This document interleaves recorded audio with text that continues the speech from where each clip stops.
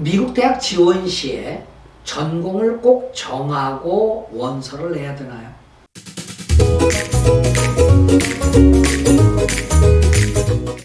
네, 안녕하세요. 많은 분들께서 저한테 상담을 하거나 이제 컨설팅을 이렇게 하고 오실 때 전공에 너무 많은 그 신경을 쓰시는 것 같아요. 어제도 제가 4건인가 상담을 했는데 그중 절반이 전공 얘기를 먼저 꺼내세요. 우리 아이가 전공을 못 정했어요. 그래서 대학을 못 정했어요. 우리 아이가 전공을 못 정해서 액티비티를 뭘 해야 될지 모르겠어요. 우리 아이가 전공을 못 정해서 수강 과목을 뭐로 해야 될지 모르겠어요. 전공 그래요.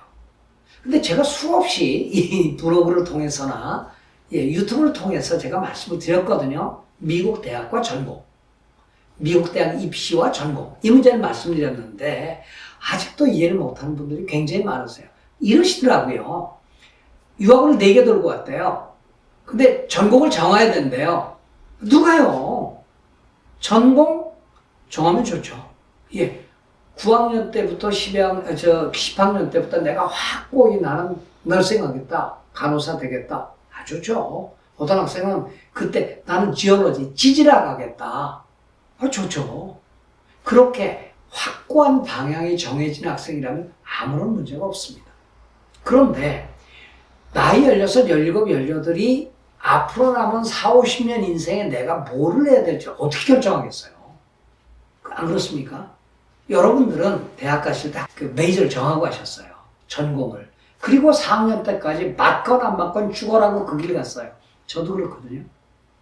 그런데 전 세계에서 미국만이 유일하게 전공 탐색 기간을 1, 2학년, 2년을 주고요. 전공 시작을 3학년 때부터 합니다. 영국은 바로 시작하고, 캐나다도 바로 시작하고, 대한민국, 일본, 중국, 모든 나라 대학들이 전공을 바로 1학년 때부터 시작하죠.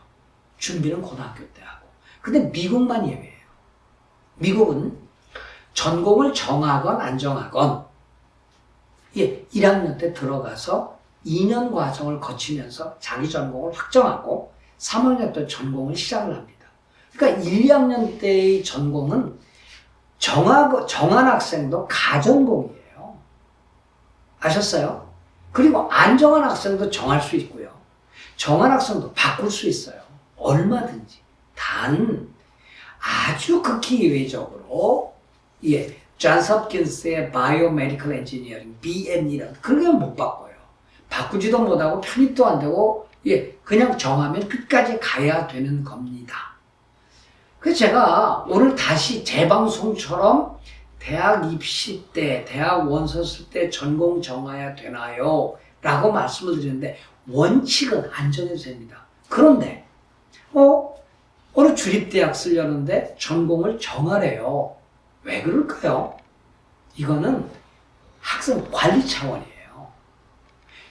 제가 지난번 몇 주 전에도 이 말씀을 드렸는데 하도 또 이 질문들이 많아서 또 반복을 합니다만은 주립대학의 경우에는 College of Liberal Arts and Science, College of Engineering, College of Art 이렇게 단과대학이 정해져 있고 단과대학의 규모가 굉장히 크죠.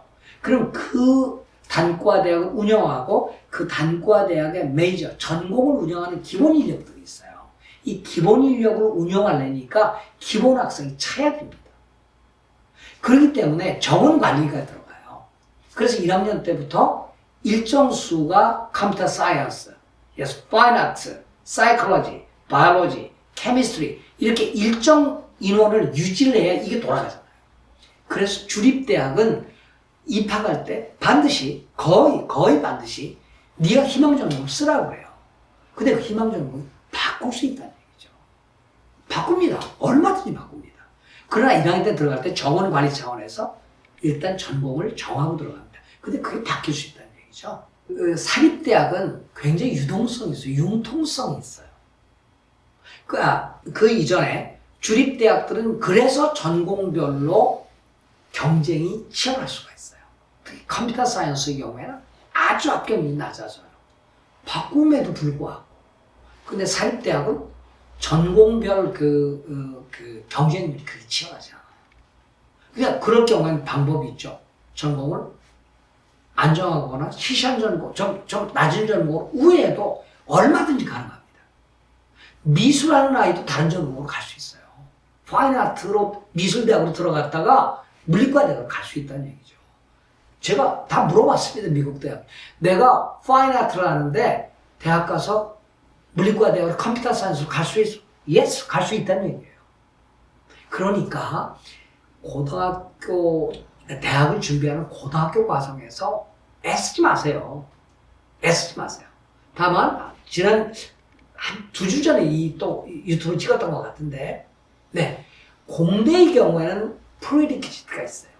공대의 경우에는 수학을 해야 되고, 그것도 카우 B를 요구하는 학교가 있고, 피직스 C를 요구하는 학교가 있고, 3년 동안 과학을 반드시 해라 라고 요구하는 대학이 있다니. 그게 공대의 경우에는 그래요. 그러니까 공대를 빼놓은 물리대, 물리과대학, 뭐 미술대학, 뭐 이런 대학들은 없죠. 그리고 간호대학 가려면 프리리퀴즈 있어야 돼요. 그러니까 특수한 경우를 제외하고는 대학 입시 때 전공과 액티비티, 전공과 수강 과목과는 별 관계가 없습니다. 그러나 공대를 갈 아이가 혹은 컴퓨터를 갈 아이가 수학을 하나도 안 했다. 이 물리를 아예 안 들었다. 이건 좀 문제가 있을 수 있죠. 그러나 그게 프리리퀴즈. 말하자면 사전 반드시 들어가는 필수 과목은 아니라는 얘기예요. 그러니까 여러분들께서 다시 한번 강조드립니다. 대학을 지나갈 때 우리의 전공 안 정했어요. 전공 먼저 정해주세요. 필요 없다는 얘기죠. 방향만 정하세요. 이 아이가 지금 미국에서는 또 인문 영역, 휴머니티즈하고 소셜 사이언스하고 엔지니어링하고 이게 막 융합돼요.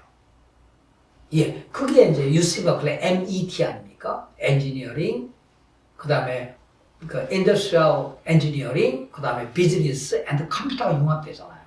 그런 융합들이 막 일어나고 있습니다. 어디도 그래요? 어디도 그렇습니다. 근데 여러분들께서 전공을 갖고 너무 애쓰지 마세요. 전공은 다 바꿀 수 있다. 심지어는 미술로 들어가서도 컴퓨터를 바꿀 수 있으니까 이 전공 문제에 대해서 너무 애쓰지 마시고요. 학교에 내가 가고자 하는 학교에 합격할 수 있는 요소들을 파악하고 그거에 맞춰서 대학 준비하는 게 먼저다. 전공은 나중이다. 이 말씀을 드리면서 오늘 강의를 마칩니다. 고맙습니다. 안녕히 계십시오.